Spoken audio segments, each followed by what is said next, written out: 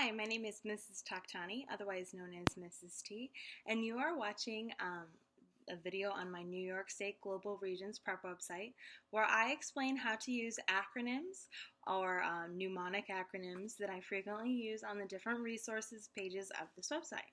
Now, by this point, if you have looked at those pages, you may be saying, Mrs. T, I don't understand how to use these acronyms. What do you mean by fees? What do you mean by pests? What do you mean by before cooking tasty jerky, I cautiously hunted? Now, I want to explain to you that human beings, it has been proven that we remember up to 7 plus or minus 2 things at a time when we're chunking information or when we're trying to study. So that means that the average person, remembers 5 to 9 things.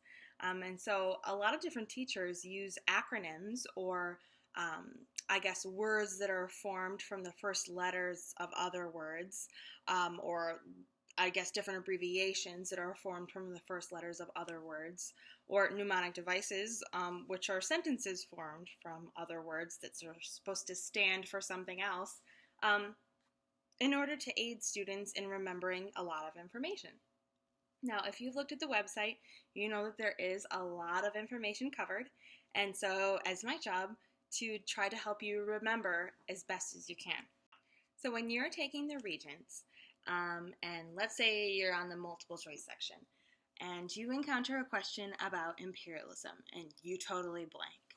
Well, if you can remember pest, or the political, economic, social, and technological reasons or causes for imperialism and its success, you'll have, a better chance of recalling information that may help you.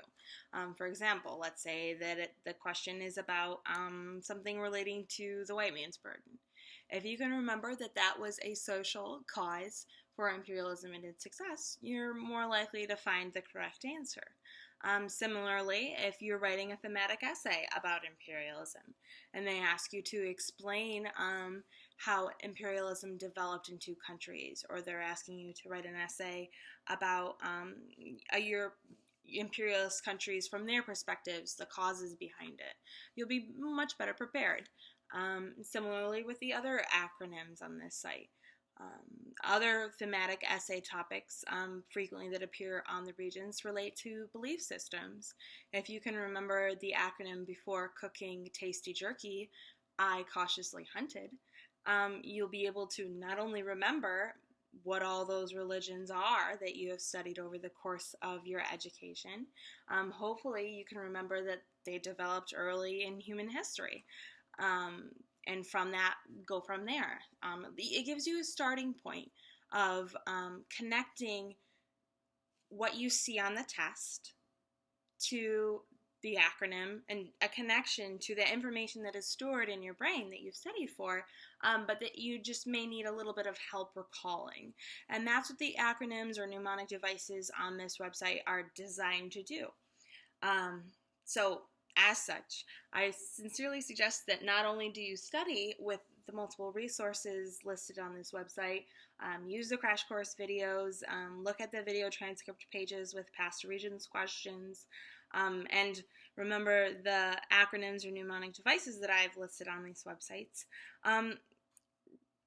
Just remember the acronyms and the mnemonic devices, and it'll help you connect to that information that you need when you're taking the test.